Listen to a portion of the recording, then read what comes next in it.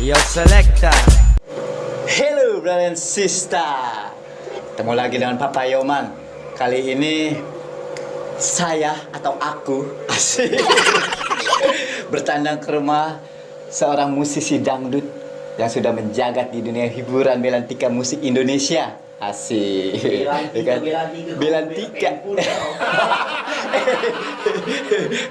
Ya seperti inilah. Gara-gara mereka saya jadinya bertandang. Siapa lagi dan siapa bukan? Ini Miss Irwan. Halo. Gimana kabar dulu? Alhamdulillah, syukur. Alhamdulillah wa syukri. Kapan nyampe? Tadi barusan. Ini rumah siapa? Iya saya nggak tahu, maaf Om. Saya minjem. Kebangetan ya.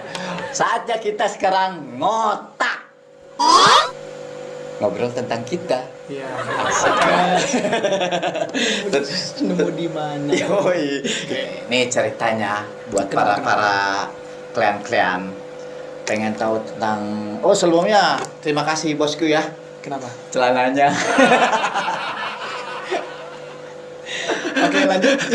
Oke. Nah sekarang kita ngobrol-ngobrol dengan Irwan Krisdianto, salah satu finalis DA2 Dangdut Akademi Indosiar kedua. Ya, pokoknya malam ini kita ngobrol abis tuntas kumpas semua tuh kan berlibit tuh gua. Apa sih? Kita kupas tuntas semua. Iya. Dari masa-masa dia dari nggak usah jauh-jauh dari kecil hijrah ke Jakarta itu, dari Madura sampai akhirnya sukses seperti saat ini. Belum sukses, Bagaimana? belum sukses. Dan insya Allah kan Insya Allah. sudah Insya Allah, amin. sudah patut diperhitungkan. Insya Allah, amin. Itu perjalanannya dari Madura kemari itu seperti apa kakak? Perjalanannya waktu itu aku masih ngampus ya. Ngampus? Iya, ngampus. Masih kampus. Dan kebetulan Bapak dan Ibu Irwan itu ada di luar negeri. Selalu berantem tuh. Selalu berantem tuh Bapak sama Ibu. Karena posisinya mereka beda negara tuh. Kalau bapakku itu di Malaysia, ibuku itu di Taiwan. Wow, jauh Banget. Jadi mereka setiap hari hampir tengkar, terus curhat, yang bapak curhat, yang ibu curhat. Jadi daripada aku pusing ya, ibarat kata minta uang ke orang tua, ya udah Irwan memutuskan untuk bekerja di Jakarta, entah itu bekerja apapun, yang penting itu apa. Ya udah ke Jakarta, dan Irwan itu ke Jakarta bawa uang 250.000, yaitu langsung kerja mebel di adiknya ibu di Paleswardi. dari Madura kemari ngebus. Iya, nebis ya. Jadi nyampe ke Jakarta langsung kerja di mebel selama 6 bulan dulu nih. Di hari pertama kerja itu langsung drop, langsung sakit banget badan, panas dingin. Soalnya kan nggak pernah kerja seperti itu, ngangkat berat-berat atau apa. Memang dari kecil memang suka dimanja sama bule, sama bale, sama mbah. Oh iya. Jadi ya itu yang bikin Irwan yang bikin Irwan pengen berusaha untuk belanjain mereka gitu dengan uang sendiri gitu sih. Berarti Kak Irwan ini dulunya berarti istilahnya keluarga dari broken home gitu ya? Bahkan ibu sama bapak hampir mau cerai. Waduh. Nah disitulah yang membuat Irwan berusaha untuk mencari sesuatu yang sekiranya Irwan tidak meminta uang dari bapak dan ibu, karena males juga kalau kita mendapatkan uang dari kedua orang tua yang sering tengkar atau segala macamnya. Mending ya udah deh, nggak apa-apa bu pak, kalau misalkan kalian tengkar terus, ibu sama bapak, mending Irwan kerja di Jakarta. Nah kan secara kakak Irwan itu ke Jakarta keadaan kuliah, berarti drop out dong? Atau emang? Jadi langsung Irwan itu nggak sempat izin sih ke kampus, jadi langsung off kuliah. Tapi sempat komunikasi sama dosen Irwan kalau Irwan itu mau ke Jakarta, mau bekerja aja. Nanti nanti insya Allah suatu saat kalau kuliah kan bisa di tahun depan, Iya. bisa Iya. bisa dilanjutkan lagi. Apa ada rencana gitu untuk Iya. kuliah lagi? Jadi solusinya untuk yang lebih baik itu lebih fokus ke kerja. Intinya seperti itu sih. Ngeri sekali ya, ternyata perjalanannya seperti itu. Itu baru sebatas untuk perjalanan dari Madura ke Jakarta. Nah, sedangkan belajar dari dangdut itu sendiri sejak kapan? Kalau dangdut biasanya dari kelas 2 SD itu, tapi bukan dangdut ya. Kelas 2 SD itu Irwan solawatan. Kelas 4 SD baru Irwan untuk coba-coba dangdut. Nah, pertama kali dangdut, Iya. bermain dangdut itu di panggung-panggung atau dari sekolah ke sekolah? Dari panggung ke panggung, sekolah-sekolah juga. Jadi ada panggung-panggung orkes gitu Irwan nyoba pertama, terus diminatin atau disukain sama ketua orkes, jadi Irwan diajak bergabung gitu. Berarti dari dulu sudah mencintai dangdut. Kenapa harus memilih dangdut? Dangdut menurut Irwan itu adalah musik yang tenang, dan menurut Irwan itu juga bisa diajak joget. Menurut Irwan juga bisa dibuat curhatan. Kalau misalkan kita nyanyi dengan sungguh-sungguh di lagu itu bakalan nyampe gitu. Nah, kenapa harus ini ya? Maksudnya sampai ke Jakarta, otomatis kan masih bekerja tuh. Nah, saat dorongan apa untuk Kak Irwan bisa ikut kontes dangdut ini sendiri? Nah, waktu itu Irwan kan ada bawa laptop dan pada akhirnya Irwan browsing di Google, di internet.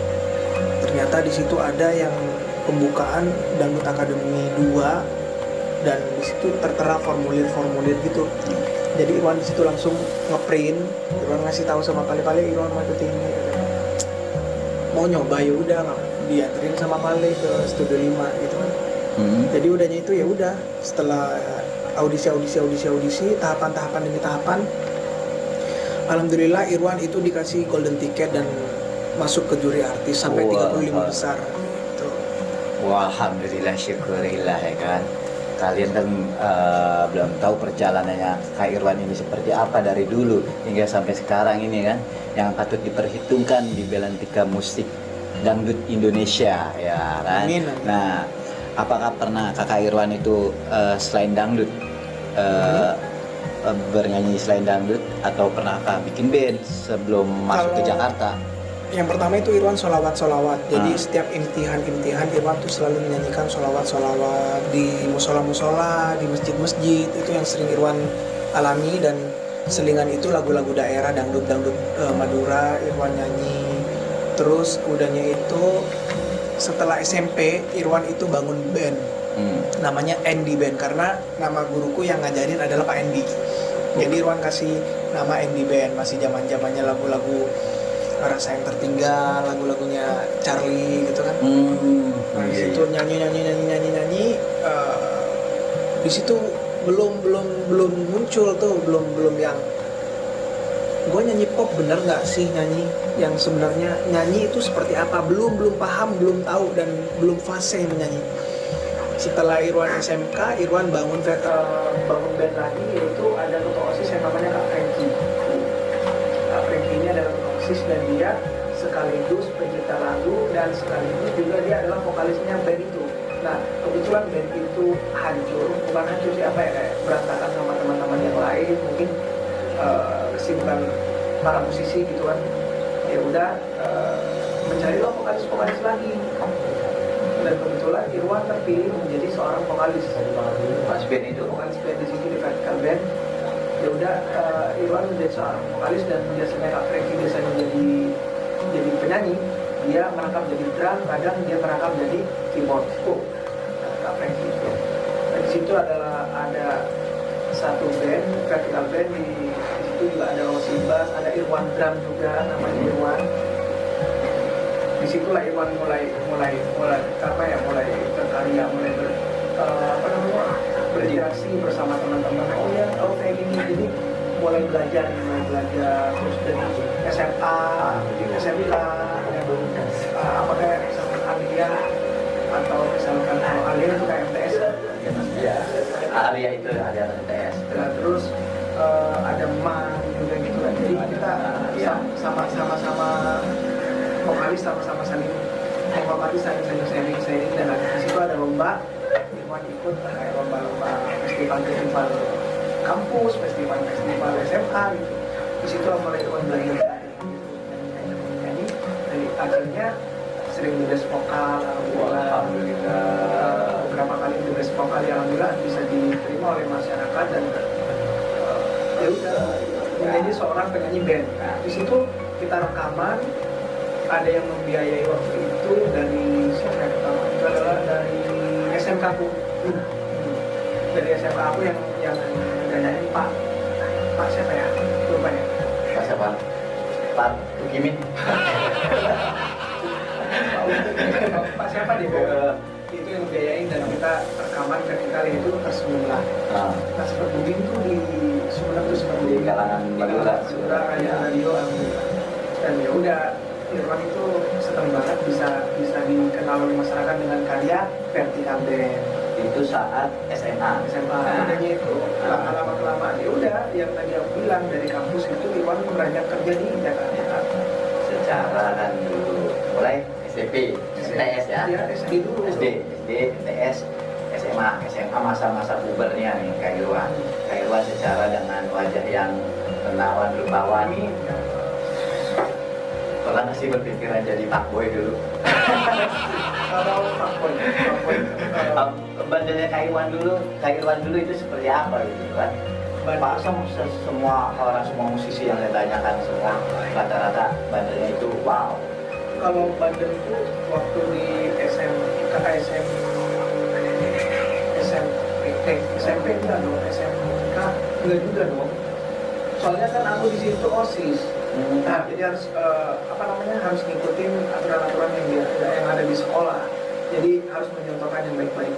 Jadi kayak misalkan aku ya justru yang beranjak nakal aku itu beranjak mengenal wanita, cewek atau segala macamnya dari semenjak kampus. Baru kenal wanita itu sejak kampus. Kalau kenal wanitanya dari SMP. Oh, maksudnya kalau untuk mulai lebih dekat dengan wanita. Kampus.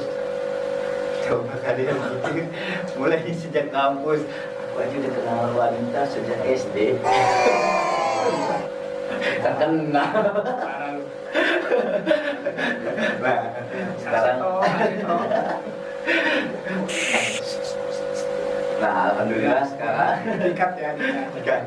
Alhamdulillah sekarang sudah mulai berjalan. Apa? Bahasa Inggris sudah juga. Wah, kacau nih urusannya kalau ujung-ujungnya begini. Sekarang sudah mulai diperhitungkan di jagat musik dan Indonesia ya kan. Kesan yang mendalam selama perjalanan Kakak Irwan dari Madura sampai alhamdulillah seperti ini, kesannya itu yang dari suka dan dukanya itu apa? Sukanya itu alhamdulillah bisa banyak orang mengenali Irwan, bisa banyak yang mendoakan, yang mensupport, yang menjaga Irwan sampai detik ini, mendoakan yang baik-baik. Itu yang Irwan rasakan alhamdulillah. Nah, yang dukanya itu tetap namanya juga artis, namanya juga entertainer, salah sedikit pasti akan jadi sorotan. Tidak, misalkan apapun itu, artis itu pasti akan ada haters. Pasti. Nah, disitulah yang mungkin kita belajar untuk rendah hati, tetap kita menghargai haters, nggak apa-apa, tetap kita sharing aja. Terakhir buat Kakak Irwan, pesan-pesan untuk para musisi dangdut muda, apalagi yang sekarang banyak yang berkompetisi kan. Nah, pesan untuk mereka yang sedang berkompetisi di dalam dangdut, yang sebenarnya dia gengsi, tapi dia punya bakat di dangdut. Nah, jadi kalau misalkan kalian memang punya bakat yang mungkin menurut kalian itu, gua udah oke nih, gua udah sanggup nih untuk menjalankan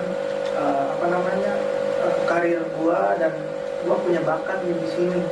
Ya udah, menurut Irwan sih jangan pernah kalian malu, tetap kalian harus tunjukkan apa yang udah kalian bisa, jangan pernah takut malu, jangan pernah takut dibully, karena semakin kalian dibully itu pasti akan ada dorongan hati yang mungkin buat kalian itu akan naik, akan berusaha untuk memperbaiki. Itu sih sebenarnya. Dan jangan lupa selalu berdoa, minta doa dari kedua orang tua.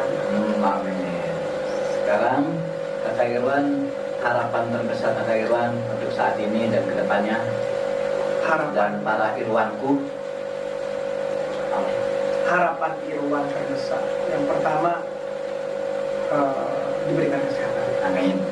Karena kalau misalkan nggak diberikan kesehatan, kita nggak berandai-andai. Iya, pasti. Yang pertama diberikan kesehatan, kelancaran, keselamatan, berkah.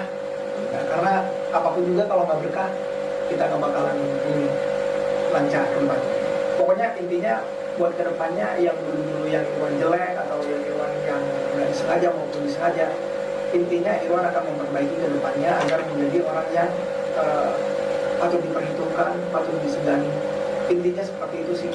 Ingin ingin menjadi contoh yang teladan yang baik aja sih. Amin. Amin. Mudah-mudahan Kakak Irwan lebih sukses lagi, lebih baik lagi, ya kan? Dan bisa memberikan yang terbaik buat para Irwanku dan pecinta musik dangdut Indonesia. Terima kasih obrolannya buat Kakak Irwan. Jangan lupa di subscribe juga Dan dinyalakan loncengnya, notifikasi kalau ada lonceng ya. Di sini ya, di Dan sini. jangan lupa kalau misalkan kalian pengen request Bang siapa? Acin. Bang Acin, kalau misalkan mau request sama Bang Acin ngapain sama Irwan, nggak apa-apa, tulis. Kita men-challenge nanti ya. Kita challenge Kakak Irwan. Terus kalau misalkan kalian merasa tersinggung dengan obrolan kita, kita hanya sebatas sharing aja, dan kita di sini pejuang rupiah lah. Ya.